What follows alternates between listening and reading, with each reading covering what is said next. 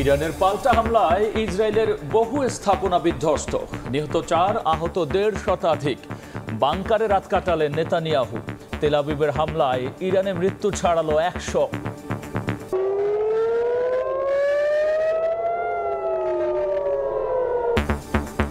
মধ্যপ্রাচ্যে নতুন যুদ্ধ শুরু হলে নেতিবাচক প্রভাব পড়বে বিনিয়োগ বাণিজ্যে। তেল সরবরাহ ও রেমিটেন্স কমলে ভুগতে হবে বাংলাদেশকেও। মধ্যপ্রাচ্য থেকে তেল সরবরাহ বন্ধ হয়ে যাবে বা বাধাগ্রস্ত হবে মারাত্মকভাবে, তখন তেলের দাম বেড়ে যাবে। আলটিমেটলি সারা বিশ্বে তার মারাত্মক একটা নেতিবাচক প্রভাব পড়বে। দীর্ঘস্থায়ী হয়, সেক্ষেত্রে আমাদের এই শ্রমবাজারে একটা প্রভাব পড়তে পারে। দেশে ফিরে আদালতের মুখোমুখি হওয়া উচিত ব্রিটিশ এমপি দিলীপের। লন্ডনে সাক্ষাৎ করে প্রধান উপদেষ্টা। যে কোনো অভিযোগ সংলাপ নয়, আইনিভাবে মোকাবেলার আহ্বান।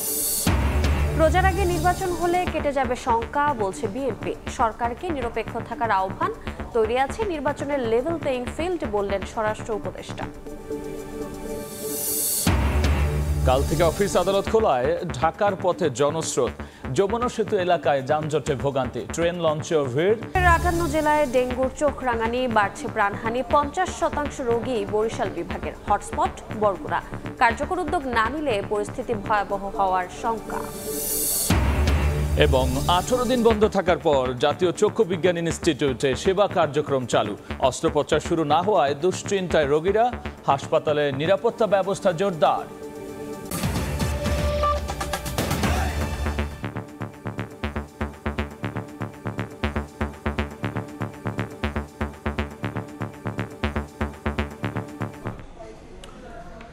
একের পর এক ছোড়া ক্ষেপণাস্ত্রে বিধ্বস্ত ইসরায়েলের প্রাণকেন্দ্রের বিভিন্ন স্থাপনা।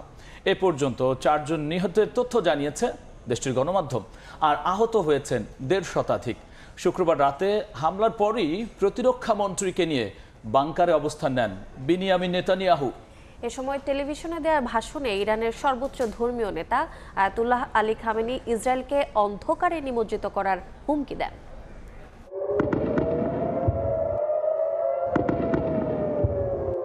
তেল আবিবের বুকে এভাবেই আঘাত হানে ইরানের ব্যালিস্টিক ক্ষেপণাস্ত্র। মুহূর্তেই কেঁপে ওঠে ইসরায়েলের প্রাণকেন্দ্র।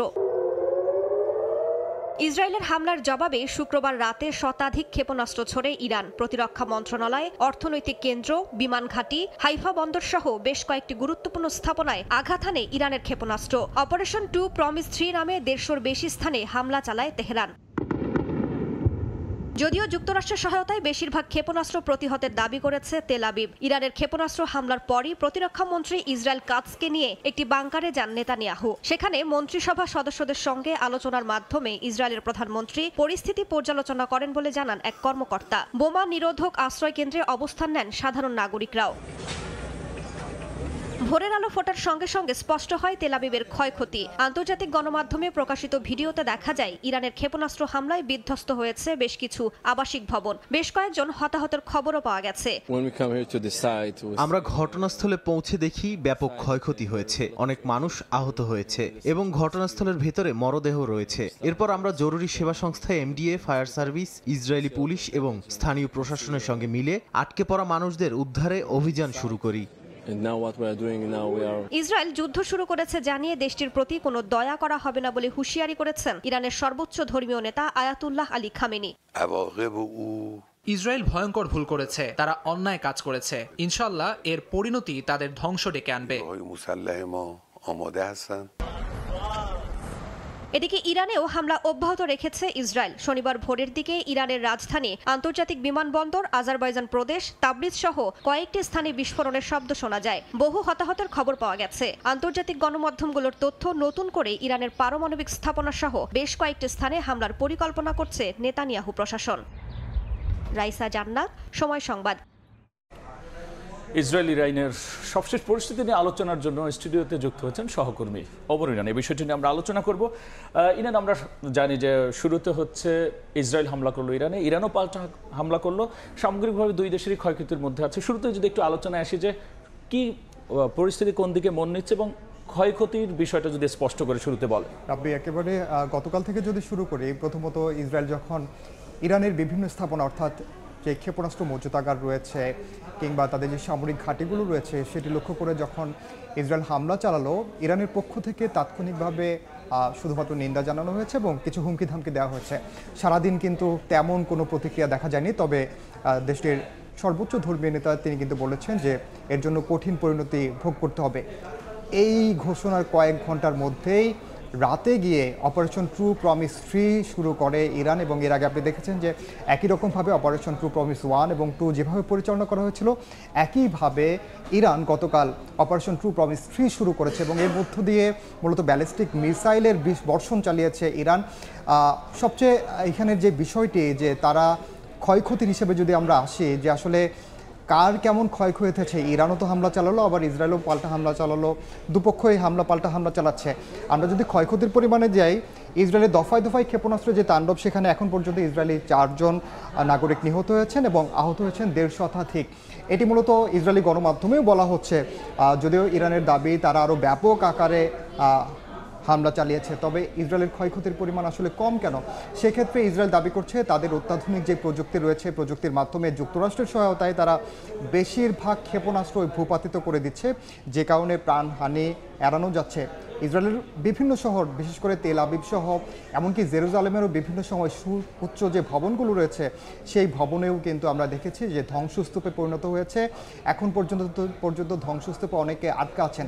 এবং ইরানের যদি ক্ষয়ক্ষতি, ইসরায়েলের ক্ষয়ক্ষতি যদি আমি কম বলি, সেটিও আসলে বিভিন্ন কারণ রয়েছে। সেক্ষেত্রে ইরান, আমরা যদি একটু আসি যে এই ঘটনার পর তো বিশ্বের অনেক বিষয়ের সাথে সংযুক্ত, এবং আমরা বলছিলাম বিনিয়োগ বাণিজ্য প্রভাব পড়বে।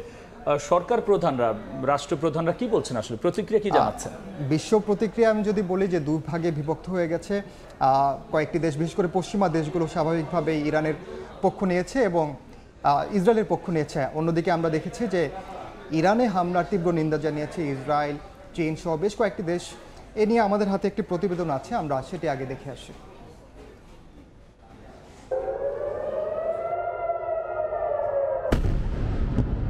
শুক্রবার ইরানের বিভিন্ন স্থাপনায় হামলা চালায় ইসরায়েল। এতে পারমাণবিক স্থাপনা, আবাসিক ভবন সহ ক্ষতিগ্রস্ত হয় বিভিন্ন গুরুত্বপূর্ণ স্থাপনা। এর একদিনের মধ্যেই ইসরায়েলের 150টির বেশি স্থানে ব্যালিস্টিক ক্ষেপণাস্ত্র হামলা চালায় ইরান।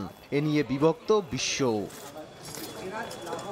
বরাবরের মতো ইসরায়েলকে নগ্ন সমর্থন অব্যাহত রেখেছে পশ্চিমারা। সরাসরি ইরানে হামলা না করলেও ইরানি হামলা প্রতিহত করতে গুরুত্বপূর্ণ সামরিক সহায়তা দিয়েছে ওয়াশিংটন, এমনটাই জানিয়েছে মার্কিন সংবাদ মাধ্যম ও প্রতিরক্ষা সূত্র। ইউরোপীয় কমিশনের প্রেসিডেন্ট উর্সুলা ভন ডার লায়েনও ইসরায়েলের আত্মরক্ষার অধিকারকে সমর্থন জানিয়ে বলেন, সবারই এখন সর্বোচ্চ সংযম দেখানো উচিত। ইসরায়েলি প্রেসিডেন্ট আইজাক হারজোগের সঙ্গে ফোনালাপে তিনি এই বার্তা দিয়েছেন।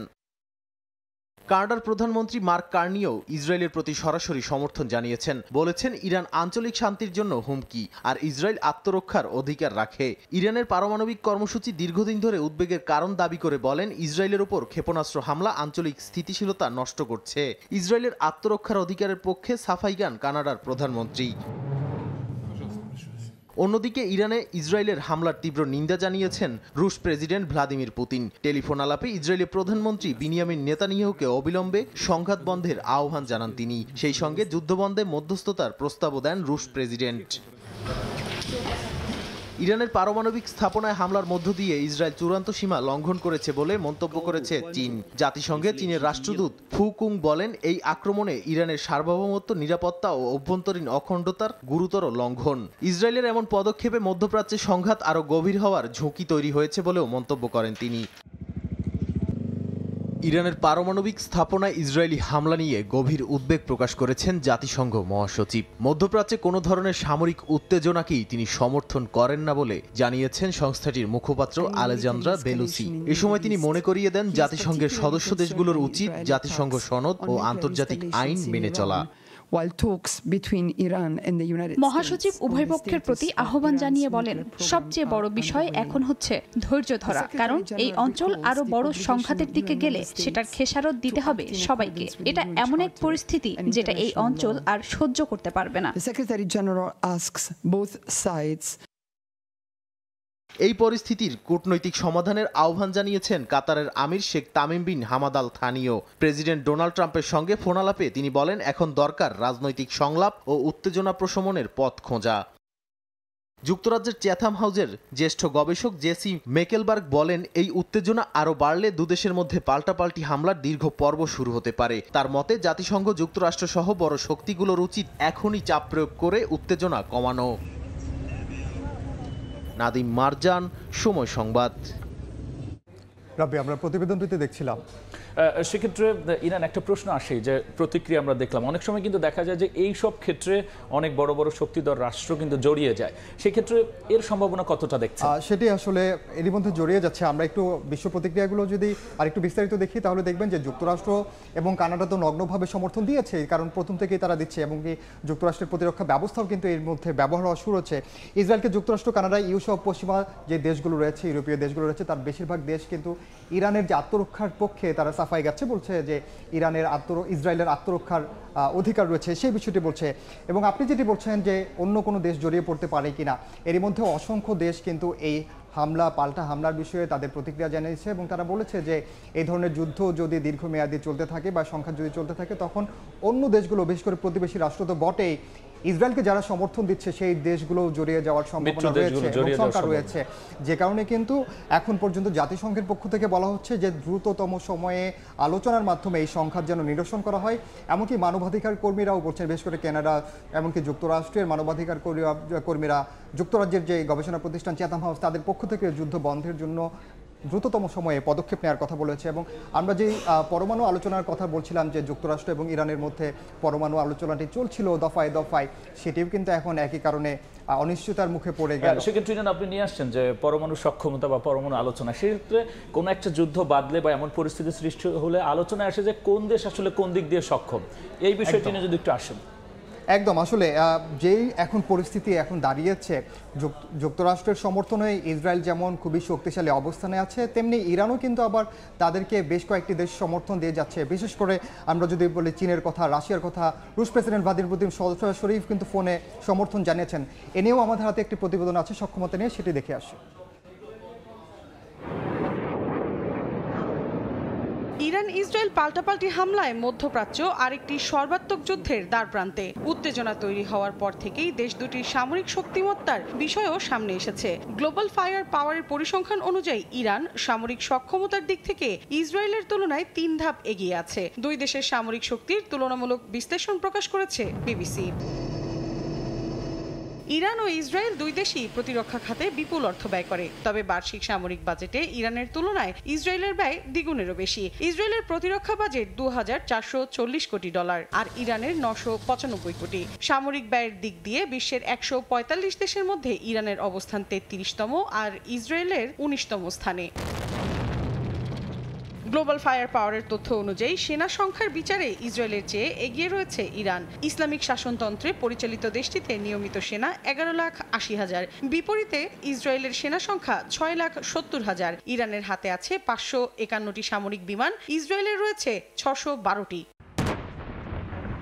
ট্যাঙ্ক ও সাজোয়াজানের দিক দিয়েও এগিয়ে ইরান। ইসরায়েলের 1,370টি ট্যাঙ্কের বিপরীতে ইরানের রয়েছে 1,996টি। ইরান এগিয়ে আছে নৌশক্তিতেও। দেশটির 101টি যুদ্ধজাহাজের মধ্যে 7টি ফ্রিগেট ও 21টি টহল দেওয়ার কাজে ব্যবহৃত হয়। ইসরায়েলের 5টি সাবমেরিনের বিপরীতে ইরানের রয়েছে 19টি।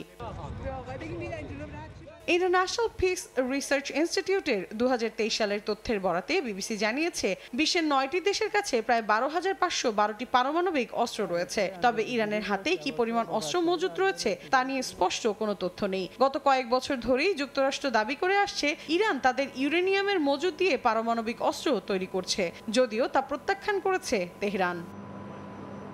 মৌসুমী সাথী, সময় সংবাদ। রাব্বি, নতুন করে ইসরায়েল এবং ইরানের সংঘাত নতুন করে কিন্তু পুরো বিশ্বকে চিন্তায় ফেলে দিয়েছে। বিশেষ করে উন্নয়নশীল দেশগুলো আসলে এর ভুক্তভোগী হতে পারে, এমনটাই বলছেন বিশ্লেষকরা। সেটি কি কারণে, আমরা সেটি প্রতিবেদনে দেখে আসি। দীর্ঘদিন টানাপোড়েনের মধ্য দিয়ে নতুন করে পাল্টাপাল্টি হামলায় জড়িয়েছে ইসরায়েল ও ইরান। একদিকে রাশিয়া, চীন, উত্তর কোরিয়া এবং পাকিস্তান প্রকাশ্যে ইরানের পক্ষে অবস্থান নিয়েছে। অন্যদিকে যুক্তরাষ্ট্র মধ্যপ্রাচ্যের সব সামরিক ঘাঁটি সক্রিয় করেছে এবং যুদ্ধ জাহাজ পাঠিয়েছে পারস্য উপসাগরে। সব মিলিয়ে ইসরায়েল ইরানের উত্তপ্ত পরিস্থিতি চিন্তায় ফেলেছে পুরো বিশ্বকে। রাশিয়া ইউক্রেন যুদ্ধ এবং করোনার ধাক্কায় বিশ্ব অর্থনীতি এমনিতেই দুর্বল। বিশ্লেষকরা বলছেন নতুন যুদ্ধ শেয়ার বাজার, ফরেন কারেন্সি মার্কেট ও ব্যবসায়ী বিনিয়োগে নেতিবাচক প্রভাব ফেলবে। হরমুজ প্রণালী বন্ধ হলে বিশ্বে সরবরাহের ঘাটতির কারণে তেলের দাম বাড়তে পারে। বিশেষ করে বাংলাদেশের মতো উন্নয়নশীল দেশগুলোর উপর চাপ বাড়বে। মধ্যপ্রাচ্য থেকে তেল সরবরাহ বন্ধ হয়ে যাবে বা বাধাগ্রস্ত হবে মারাত্মকভাবে, তখন তেলের দাম বেড়ে যাবে। আলটিমেটলি সারা বিশ্বে তার মারাত্মক একটা নেতিবাচক প্রভাব পড়বে। সারা বিশ্বে সব কিছুর দাম বেড়ে যাবে, একটা অস্থিতিশীল পরিবেশ তৈরি হবে, সারা বিশ্বের অর্থনীতি মারাত্মকভাবে ক্ষতিগ্রস্ত হবে, অস্থিতিশীল হয়ে পড়বে।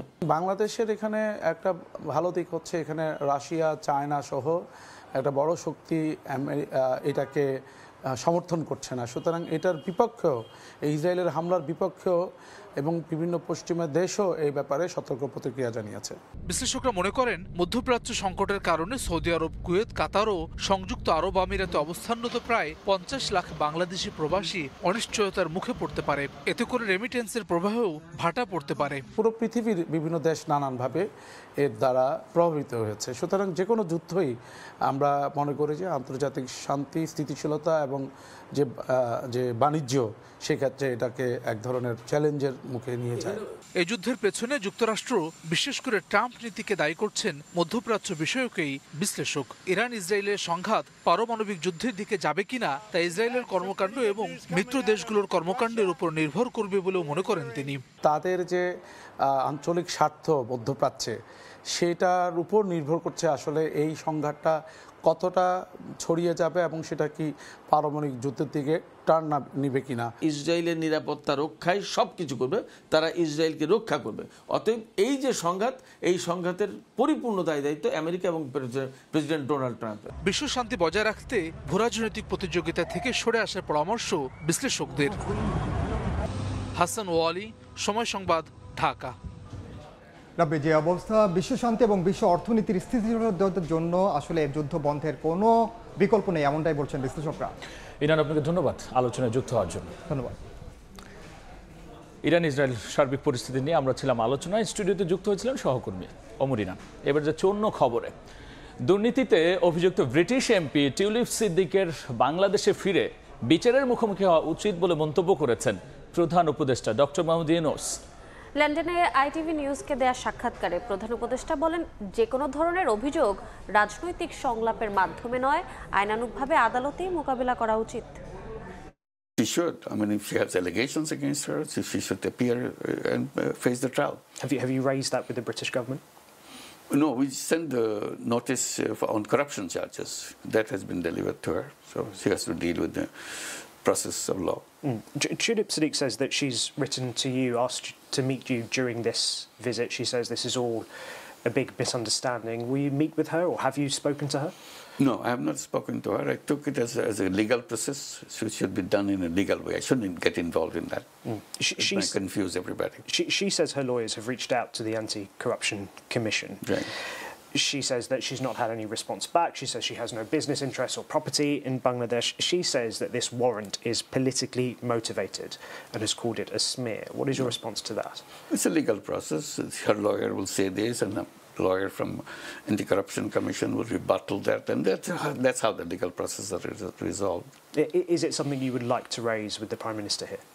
No, I should not ask an ongoing legal process. It's a judiciary's job, not my job.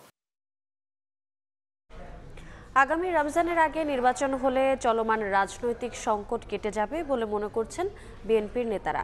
একই সঙ্গে নির্বাচনের সময় সরকারকে নিরপেক্ষ থাকার আহ্বান জানিয়েছেন।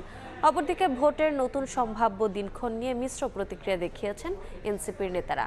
এ অবস্থায় বিশ্লেষকরা বলছেন, এখনও ঐকমত্যে পৌঁছাতে না পারলে সংকট বাড়বে। নির্বাচনী রোডম্যাপ নিয়ে চলমান সংকটের মধ্যেই ইউনূস তারেক বৈঠকে গলেছে বরফ। সরকার ও বিএনপির মধ্যকার অনড় অবস্থানও সহজ হয়েছে নির্বাচনের তারিখ পরিবর্তনের ইঙ্গিতে।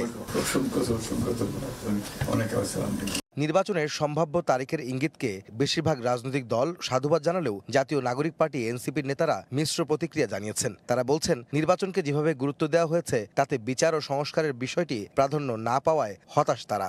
সরকার কিন্তু এখানে দুইটা শর্ত দিচ্ছেন, সেই বিষয়টাকে আমরা ইতিবাচকভাবে দেখি। তারা বলছেন যে সকল প্রস্তুতি সম্পন্ন হলে এক, দ্বিতীয়ত হচ্ছে বিচার এবং সংস্কার পর্যাপ্ত অগ্রগতি হলে এই দুটো সম্পন্ন হলে নির্বাচনের তারিখ সময় নিয়ে আমাদের তেমন মেজর আপত্তি নাই। বিএনপি নেতারা বলছেন সংস্কার চলমান প্রক্রিয়া, নির্বাচনের মাধ্যমে যে সরকার আসবে তারাই সংস্কার ও গণহত্যার বিচারকে এগিয়ে নিয়ে যাবেন। নির্বাচন দ্রুত হলে চলমান সংকট নিরসন সম্ভব বলেও দাবি করেন তারা। জনগণ যাদেরকে ক্ষমতায় বসাবে তারা স্ট্রেট অ্যাওয়ে শক্তিশালী হয়ে যাবে জনসমর্থনের ফলে, কারণ তারা এই বিচার প্রক্রিয়াও করতে পারবে, সংস্কারও করতে পারবে, সবকিছুই করতে পারবে। এই বছরের ডিসেম্বরের শেষার্ধের মধ্যেই তফসিল ঘোষণা হওয়াটা বোধহয় বাঞ্ছনীয়, কারণ নির্বাচনের তফসিল ঘোষণা থেকে নির্বাচন অনুষ্ঠান পর্যন্ত ৪৫ থেকে ৫০ দিন সময় লাগে। ভোটের সময় পুনর্বিবেচনা নিয়ে যারা হতাশা প্রকাশ করছেন তাদেরও সমালোচনা করেন বিএনপি নেতারা। সরকারকে নির্বাচনকালে নিরপেক্ষ থাকারও আহ্বান তাদের। সাংবিধানিকভাবে প্রতিষ্ঠিত এই নিরপেক্ষ সরকার মূলত একটা তত্ত্বাবধায়ক সরকার, এবং এই সরকারের প্রধানতম কর্ম এবং এজেন্ডা হচ্ছে একটি সুষ্ঠু নিরপেক্ষ নির্বাচন, জাতীয় সংসদের নির্বাচন অনুষ্ঠান করা। সেই হিসাবে নাম কি হলো সেটা আমাদের কাছে বিষয় না, কাজ হবে এটা নিরপেক্ষতা যেন বজায় রাখে। তো নিবন্ধিতই না, জীবনে একটা ইলেকশন করে দেখে নাই, ভোটে দ্বারা কটা ভোট পাই আমরা দেখি, তাদের কিন্তু ভবিষ্যৎ ছিল। আমি এদের জন্য কিছুটা দুঃখবোধেও আক্রান্ত হই। এদিকে রাজনৈতিক বিশ্লেষকরা বলছেন ইউনূস তারেক বৈঠকের পরও ঐকমত্যে পৌঁছাতে না পারলে সংকট বাড়বে দেশে। বৈঠক নিয়ে যারা সমালোচনা করছেন তারা বাস্তবতা বিবর্জিত বক্তব্য দিচ্ছেন বলেও মত তাদের। জুলাই চার্টারে কতগুলো বিষয় নিয়ে কিন্তু আপনার দুই পক্ষের মধ্যে ঝগড়া হওয়ার সম্ভাবনা আছে, কারণ চার্টারের বিষয় তো এখানে স্বাক্ষর করার বিষয় আছে, সব দল এখানে স্বাক্ষর দিবে। তো সেই স্বাক্ষর যদি বিএনপি না দেয়, কোনো বিষয় নিয়ে যদি দ্বিমত তৈরি হয়, তো অস্থিরতার অনেক ধরনের উপাদান কিন্তু সামনে আমি দেখতে পাচ্ছি। নির্বাচন যত ঘনিয়ে আসবে সংকট ততই বাড়বে এমন শঙ্কা প্রকাশ করে রাজনৈতিক বিশ্লেষকরা বলছেন জাতীয় ঐক্যমত্যে পৌঁছাতে না পারলে ফ্যাসিবাদ নতুন করে মাথাচাড়া দেবে। আহমেদ সালেহীন, সময় সংবাদ, ঢাকা। অবাধ সুষ্ঠু নির্বাচনের লক্ষ্যে নিশ্চিত করা হয়েছে লেভেল প্লেইং ফিল্ড। রাজধানীর উত্তরায় আর্ম পুলিশ ব্যাটালিয়ন ও র্যাব 1-এর সদর দপ্তরে পরিদর্শনে গিয়ে কথা জানিয়েছেন স্বরাষ্ট্র উপদেষ্টা জাহাঙ্গীর আলম চৌধুরী। তিনি বলেছেন, ভোট ঘিরে যে কোনো পরিস্থিতি মোকাবেলায় সদা প্রস্তুত আইন শৃঙ্খলা বাহিনী। রাজনীতির মাঠে এখন আলোচনার কেন্দ্রে জাতীয় সংসদ নির্বাচন। চলছে নেতাকর্মীদের কথার লড়াই, আছে অভিযোগ পাল্টা অভিযোগও। এমন বাস্তবতায় ভোট ঘিরে আইন শৃঙ্খলা পরিস্থিতি কেমন থাকবে প্রশ্ন ছিল স্বরাষ্ট্র উপদেষ্টার কাছে। তিনি সাফ জানালেন, নির্বাচন ঘিরে যে কোনো পরিস্থিতি মোকাবেলায় সদা প্রস্তুত আইন শৃঙ্খলা রক্ষাকারী বাহিনী। প্রধান উপদেষ্টা যে সময় উনি ডিসিশন নেবেন ইলেকশনের ডেট, আমরা সেই সময়ের জন্য সবসময় প্রস্তুত। আইন শৃঙ্খলা পরিস্থিতি যে উন্নতি হয়েছে এটা আপনারাও বলছেন, এটাতে আমরা যতটা কমে আনা যায় আমরা চেষ্টা করতেছি। এই ক্ষেত্রে আপনাদের একটু বড় ধরনের একটা রোল রয়ে গেছে। রাজধানীর উত্তরায় আর্ম পুলিশ ব্যাটালিয়ন ও র্যাব 1-এর সদর দপ্তর পরিদর্শনে গিয়ে স্বরাষ্ট্র উপদেষ্টা আরও জানান, অবাধ ও সুষ্ঠু নির্বাচনের লক্ষ্যে লেভেল প্লেইং ফিল্ড নিশ্চিত করা হয়েছে। আইন শৃঙ্খলা অনেক উন্নতি হয়েছে, তবু আছে, এটা তো একটা কোনো লিমিট নাই, এটা যতই উন্নতি হবে আরও উন্নতি হইতে থাকবে। ছোটোখাটো দিয়ে একটা ঘটনা যে ঘটে নাই তা না, দিয়ে একটা চুরি হয়েছে, দিয়ে একটা চিন্তাই হয়েছে, বাট বড় ধরনের কোনো সমস্যা হয়নি। মাঠ পর্যায়ে পুলিশের কাছে রাইফেলের মতো অস্ত্র থাকলেও ভারী মরণাস্ত্র থাকবে না বলে জানান স্বরাষ্ট্র উপদেষ্টা। আদনান তুর্য, সময় সংবাদ, ঢাকা।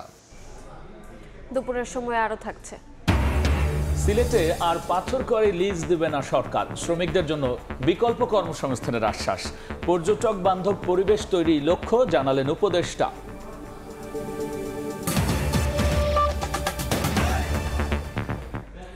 ঈদের দীর্ঘ ছুটি শেষে কাল খুলছে অফিস আদালত। বাস, ট্রেন ও লঞ্চে ভোর থেকেই ছিল ঢাকামুখী জনস্রোত। পরিবারের সঙ্গে আনন্দ সময় কাটিয়ে ইটকাঠের নগরীতে ফিরছেন কর্মজীবী মানুষ। এতে সড়কে দেখা যায় তীব্র যানজট। এদিকে যমুনা সেতু এলাকায় 10 কিলোমিটার এলাকা জুড়ে সৃষ্টি হয় গাড়ির দীর্ঘ লাইন। এতে ভোগান্তিতে পড়েছেন রাজধানীমুখী মানুষ। তবে লঞ্চ, ট্রেনে নির্বিঘ্নে গন্তব্যে ফিরতে পেরে স্বস্তি প্রকাশ করেছেন যাত্রীরা।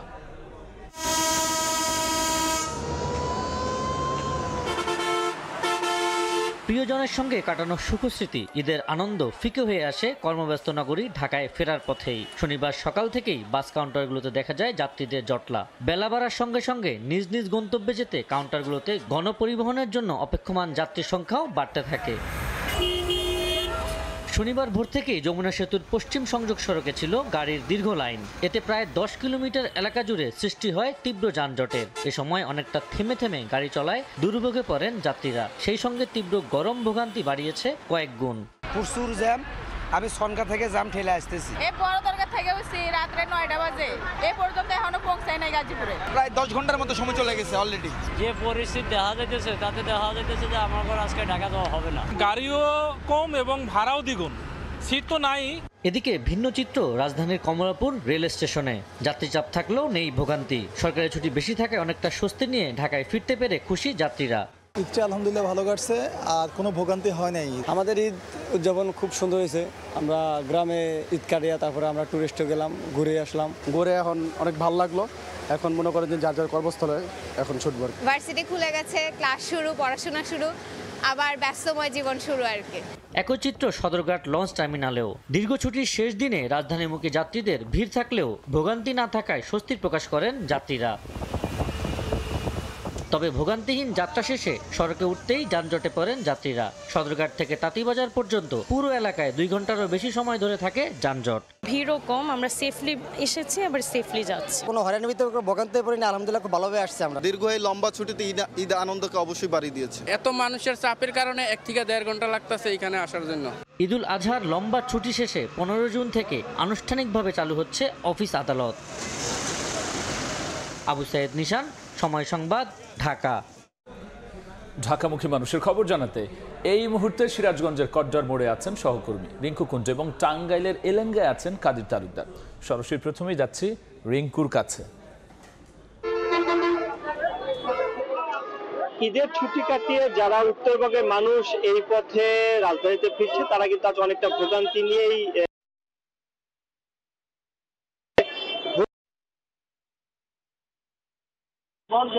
এই যে যমুনা সেতু, এই মহাসড়ক পারাপার হচ্ছে এবং আজকে আমরা দেখেছি যে যমুনা সেতু যে সড়কটি থেকে হাটিগুল মোড় পর্যন্ত যে 20 কিলোমিটার সড়কটি রয়েছে, সেই সড়কে কিন্তু আমরা দেখেছি যে যানবাহন চাপ রয়েছে এবং যানজট রয়েছে। এবং আমরা জানতে পেরেছি যে যমুনা সেতু পশ্চিম থানার যিনি জানিয়েছে যে যমুনা সেতুতে বেশ কয়েকটি যানবাহন বিকল এবং কয়েকটি দুর্ঘটনা ঘটায়। এই যানবাহনগুলো সরানোর জন্য কিছুটা বা যানবাহনের খালি এবং সেটি আসলে তারা নিরূপণের চেষ্টা করছে। তবে আমরা দেখি যে যাত্রী চাপ প্রচুর রয়েছে।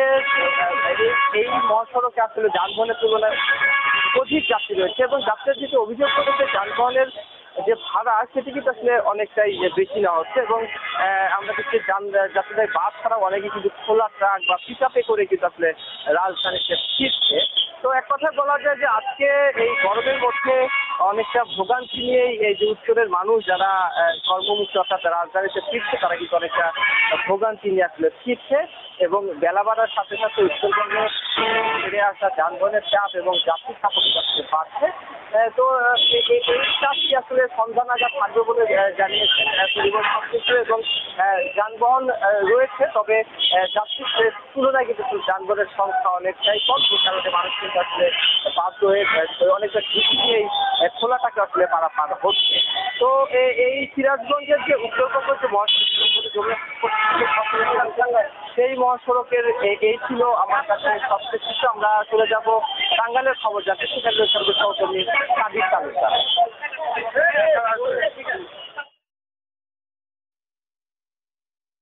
দুর্ঘটনার কারণে ঢাকা টাঙ্গাইল মহাসড়কের যমুনা সেতুর পূর্ব পাশ থেকে এলাকা পর্যন্ত প্রায় 15 কিলোমিটার এলাকা জুড়ে দীর্ঘ যানজটের সৃষ্টি।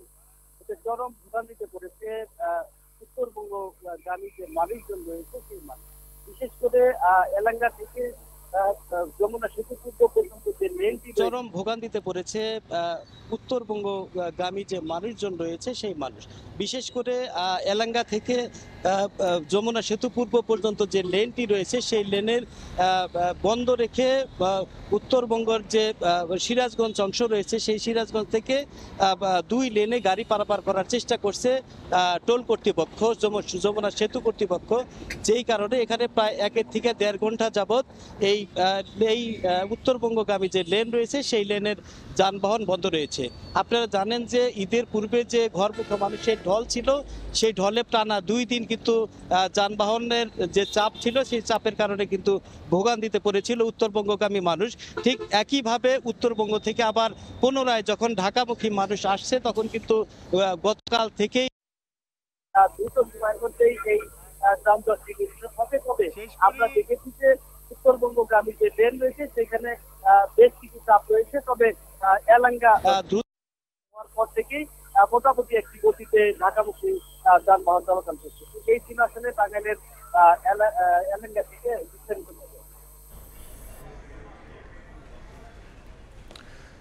ঢাকামুখী মানুষের খবর নিয়ে আমরা সরাসরি ছিলাম টাঙ্গাইল এবং এর আগে ছিলাম সিরাজগঞ্জে। লাফিয়ে বাড়ছে ডেঙ্গু, ছড়িয়েছে দেশের 58 জেলায়। বরিশালের বরগুনা হয়ে উঠেছে রেড জোন। দেশে চলতি বছরে এখন পর্যন্ত ডেঙ্গুতে আক্রান্ত হয়ে হাসপাতালে ভর্তি হয়েছে 5570 জন, যার প্রায় 50% বরিশাল বিভাগে।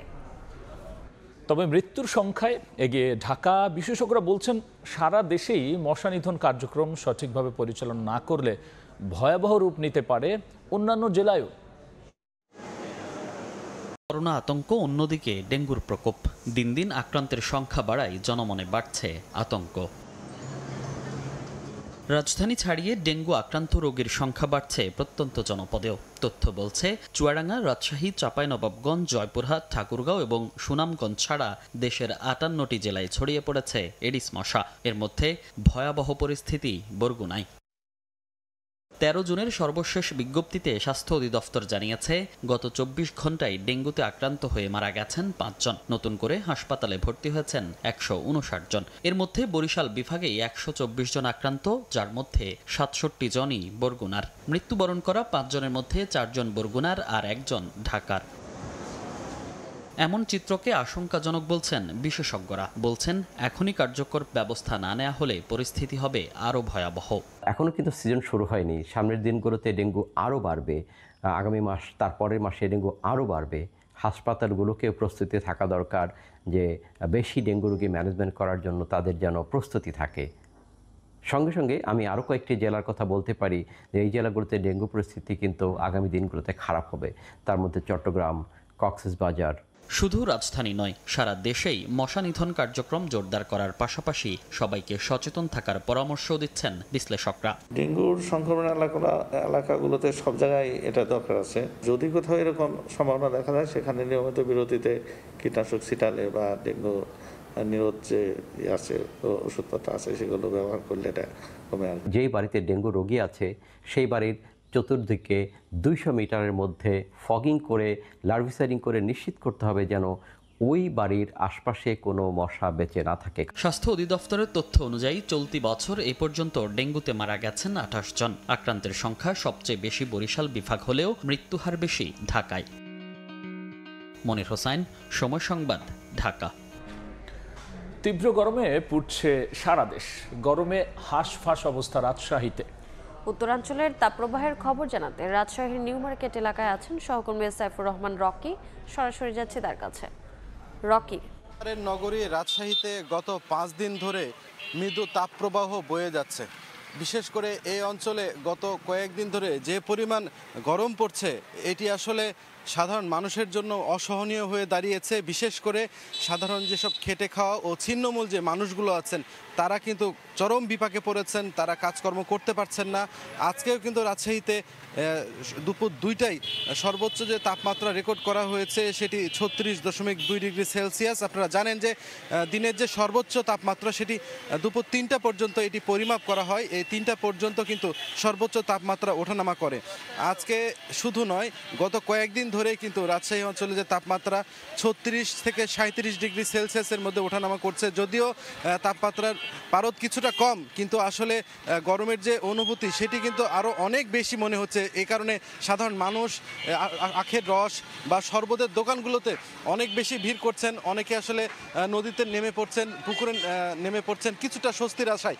আমরা স্থানীয় আবহাওয়া অফিসের সাথে কথা বলেছি, তারা যেটি বলছেন যে এই আবহাওয়ার যে তারতম্য এটি আসলে আরও কয়েকদিন থাকতে পারে। বৃষ্টি না হলে আসলে এখানে স্বস্তি পাওয়ার কোনো সম্ভাবনা নাই, এমনটাই আসলে জানিয়েছেন স্থানীয় আবহাওয়া অফিসের কর্মকর্তারা। তো এই ছিল আমার কাছে রাজশাহী থেকে সর্বশেষ। সরাসরি যুক্ত ছিলাম রাজশাহীতে। 18 দিন বন্ধ থাকার পর চালু হয়েছে জাতীয় চক্ষু বিজ্ঞান ইনস্টিটিউট ও হাসপাতাল। দীর্ঘ সময় চিকিৎসা না পাওয়ায় অনেক রোগীর সমস্যা আরও জটিল হয়েছে। এছাড়া এখনও অস্ত্রোপচার শুরু না হওয়ায় দুশ্চিন্তা কাটছে না, আর একই পরীক্ষা বারবার করানোয় ভোগান্তিতে পড়তে হচ্ছে রোগীদের। ঢাকার দোহারের নান্নু মিয়া, চোখে আঘাত পাওয়া এই রোগী জাতীয় চক্ষু বিজ্ঞান ইনস্টিটিউট ও হাসপাতালে চিকিৎসা না পেয়ে অসহ্য যন্ত্রণায় কাটিয়েছেন 18 দিন। ব্যথা করছে, কান্না করতে হয়েছে আর কি, সম্পূর্ণ মাথা সহ ব্যথা করে। ব্যথাটা হলো আমার এই চোখের পুতুলের ভিতরে রক্ত জমে গেছিল। নান্নু মিয়ার মতো অনেকেই বারবার হাসপাতালে এসে হতাশ হয়ে ফিরে গেছেন। চিকিৎসা না পেয়ে সমস্যা আরো জটিল হয়েছে তাদের। 2 দিন এসে ঘুরে গেছি, আবার ক্ষতি হয়েছে, অনেক কষ্ট হয়েছে, আবার ক্ষতিও হয়েছে। মনে করেন যে আমরা ওষুধ পানি পাই নাই। অচল অবস্থা কাটিয়ে শনিবার চালু হয় দেশের একমাত্র বিশেষায়িত এই চক্ষু হাসপাতাল। সকাল থেকেই লাইন ধরে টিকিট কেটে সেবা নেন রোগীরা। 15টার দিকে আসছি, আমার এই 1টার সময় শেষ হলো, 4 ঘন্টারও বেশি। তো হিউজ প্রেশার ছিল পেশেন্টের। তবে অস্ত্রোপচারের রোগীদের এখনো থাকতে হচ্ছে অপেক্ষায়। বারবার পরীক্ষা করাতে গিয়ে গুনতে হচ্ছে বাড়তি অর্থ। 30 তারিখে পরীক্ষা নিরীক্ষা সবকিছু করে গেছি, পরে আইসাই আন্দোলনের জন্য আইসা দেখছি গেট আটকানো। আজকে আবার আসলাম, আসার পরে যে আগে যে পরীক্ষা নিরীক্ষা করছি এগুলি সব আবার এখন আবার নতুন করে করতে হয়েছে। আমাকে বললো কি যে 1 মাস পরে আসেন, যদি আপনার অপারেশন লাগে আমরা পরীক্ষা করে দেখবো তারপরে। কিন্তু পরীক্ষাটা তো আজকে এখনই করা যেত তৎক্ষণাৎ। হাসপাতাল পরিচালক জানালেন, রোগীদের সেবা দেওয়ার পাশাপাশি ডাক্তার ও সহযোগীদের নিরাপত্তা নিশ্চিতে সর্বোচ্চ চেষ্টা চলছে। সব রকম সেবা নিয়েই আমরা হাসপাতালটা চালু করতে পেরেছি। হাসপাতালে আইন শৃঙ্খলা পরিস্থিতি অবনতির আশঙ্কায় বাড়ানো হয়েছে নিরাপত্তা। পুলিশ জানায়, যাচাই বাছাই করে প্রকৃত রোগীদেরই ঢুকতে দেয়া হচ্ছে। আমাদের কাছে এরকম তথ্য রয়েছে যে এখানে আইন শৃঙ্খলা বিঘ্নিত হতে পারে, সেই তথ্যের ভিত্তিতেই আমরা এখানে ফোর্স বাড়িয়েছি। গত 28 মে থেকে সব ধরনের সেবা বন্ধ ছিল এই হাসপাতালে। শাকির আহমেদ, সময় সংবাদ, ঢাকা। দুপুরের সময়ে আরও থাকছে ফুটবলের সার্বিক উন্নয়ন নিয়ে বাফুফের সংবাদ সম্মেলন। আরও 6টি স্টেডিয়াম সংস্কারের তাগিদ তাবিথ আওয়ালের। কোচ কাবরের পদত্যাগ দাবি জানালেন নির্বাহী কমিটির সদস্য।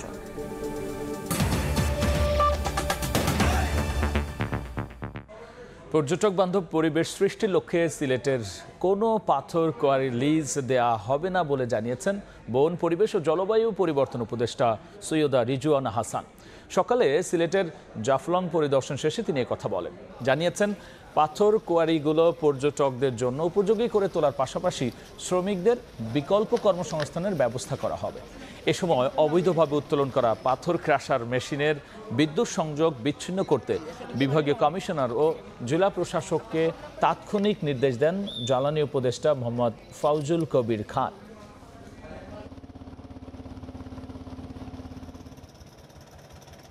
আমরা আর পাথর তোলার জন্য ইজারা দেব না। কথা বলেছি ট্যুরিজম মিনিস্ট্রির সাথে যে এইটাতে ইকো ফ্রেন্ডলি ট্যুরিজম তারা কিভাবে করতে পারে, যাতে করে পাথর যারা উত্তোলন করে তাদের একটা বিকল্প কর্মসংস্থান হয়। আপাতত আমরা এখান থেকে কোনো পাথর উত্তোলন হবে না, এই সিদ্ধান্ত আমরা দিয়েছি। ক্রাশারগুলো আছে, এগুলোকে দেখাতে সরাতে হবে, এগুলোর বিদ্যুৎ বিচ্ছিন্ন করে দেব এবং এগুলোকে যেটা বললাম যে এখান থেকে সরানোর জন্য ডিভিশনাল কমিশনারকেও বলা হয়েছে এবং এই যে জেলা প্রশাসককেও বলা হয়েছে।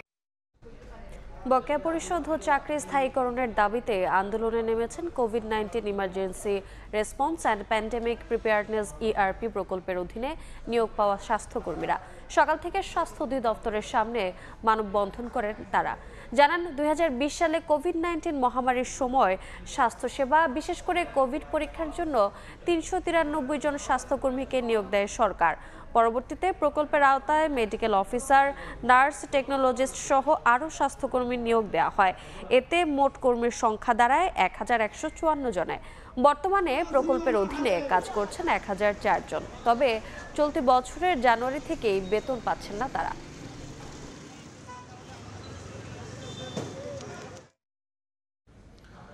ল্যান্ডিং গিয়ারে যান্ত্রিক ত্রুটির কারণেই বিধ্বস্ত হয়েছে এয়ার ইন্ডিয়ার বোয়িং 787 ড্রিম লাইনার। বৃহস্পতিবার ভারতের আহমেদাবাদে বিমান বিধ্বস্ত হওয়ার পর শুরু হওয়া তদন্তে উঠে এসেছে এমন তথ্য। সাবেক পাইলটরা বলছেন, আহমেদাবাদের মেডিকেল কলেজে বিধ্বস্ত হওয়ার আগে বিমানটি ঠিক মতো উঠতেই পারেনি। উড্ডয়নের পরও নেমে আসেনি চাকার খাঁচা, যা বড় ধরনের যান্ত্রিক ত্রুটির ইঙ্গিত দেয়। তাদের দাবি, রক্ষণাবেক্ষণের অভাবেই দেখা দিয়েছে এমন ভয়ানক বিপর্যয়।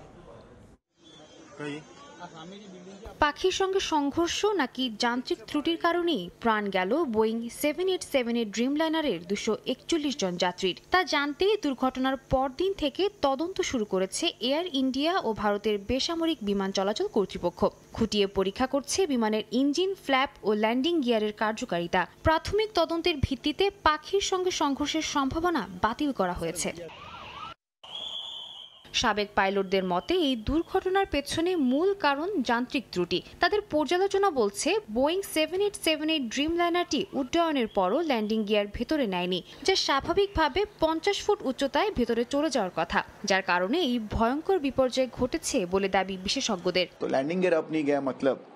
যদি ল্যান্ডিং গিয়ার উপরে না ওঠে তাহলে বুঝতে হবে বড় ধরনের যান্ত্রিক সমস্যা হয়েছে। পাইলটদের সামনে সবচেয়ে বড় চ্যালেঞ্জ ছিল এটাই, চাকা না ওঠা।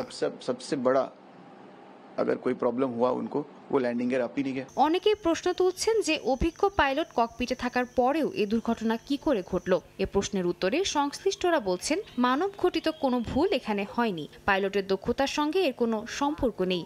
इस केस में ऐसा नहीं हुआ है, तो संभावना लगती है कि इसमें हो सकता है कि तकनीकी खराबी हो, इलेक्ट्रिक फेलियर हो गया हो। বিমান চালনা বিশেষজ্ঞ অজয় রামাকৃষ্ণনের মতে উড্ডয়নের পর দুই ইঞ্জিনের শক্তি রহস্যজনকভাবে হ্রাস পায়, যা প্লেনটিকে আকাশে টিকিয়ে রাখতে ব্যর্থ হয়। এখন প্রশ্ন উঠছে রক্ষণাবেক্ষণ ও নিরাপত্তা প্রোটোকল নিয়ে। দুর্ঘটনার পরপরই পুরো বোয়িং 787-8/9 সিরিজের বিমানে নতুন করে পরীক্ষা শুরু করেছে ভারতের বেসামরিক বিমান চলাচল অধিদপ্তর। 15 জুন রাত থেকে প্রতিটি উড্ডয়নের আগে টেক অফ প্যারামিটার যাচাইয়ের নির্দেশ দেওয়া হয়েছে। বোয়িং ও এয়ার ইন্ডিয়ার যৌথ দায়িত্বে চলছে সার্বিক তদন্ত। সাদিয়া তাসনিম, সময় সংবাদ। এবারে খেলার খবর। ক্রীড়াক্ষেত্রে বাজেট বাড়ানো সহ ক্রীড়া সামগ্রীর ওপর আরোপিত কর ন্যূনতম 36% কমানোর দাবি বাফুফের সভাপতি তাবিথ হাওয়ালের। দেশের বিভিন্ন স্থানে স্টেডিয়ামগুলো সংস্কারের দাবি জানিয়েছেন জাতীয় ক্রীড়া পরিষদের কাছে। ফুটবলের সার্বিক উন্নয়ন নিয়ে সংবাদ সম্মেলনে এসব কথা বলেন বাফুফের সভাপতি। আমাদের একটা দাবি থাকবে বিএফএফ এর পক্ষ থেকে ক্রীড়ার উপরে বাজেটের যেন অ্যালোকেশনটা আরো বাড়ানো হয়। বাজেটের ক্ষেত্রে বিবেচনা করা উচিত যে ওরকম পুরনো অকর্য কাঠামোগুলোতে আর কত মেইনটেনেন্স খরচ ব্যয় করে আর কত রিপেয়ার ব্যয় করে আমাদের ফলাফলটা আমরা কি পাচ্ছি। 36% ট্যাক্স কিন্তু ধরা হয় স্পোর্টস ইকুইপমেন্টের উপরে। তো সেই জায়গাটা আমি বিশ্বাস করি যে আগামীতে আমাদের স্পোর্টস মিনিস্ট্রি এবং ফাইন্যান্স মিনিস্ট্রি বিবেচনায় রাখবে। আমি এটা জোরালোভাবে রিকোয়েস্ট করছি ওনাদেরকে। এ পর্যায়ে শীর্ষ সংবাদগুলো জানিয়ে দিচ্ছি আরেকবার।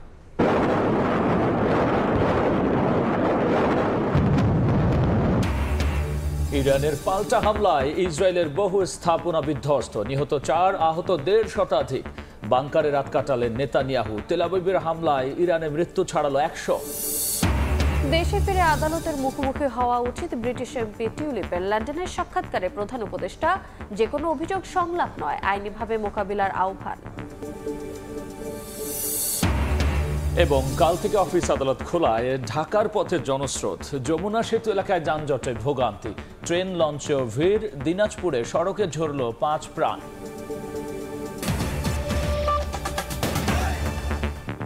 এ ছিল দুপুরের সময়। সঙ্গেই থাকুন সময়।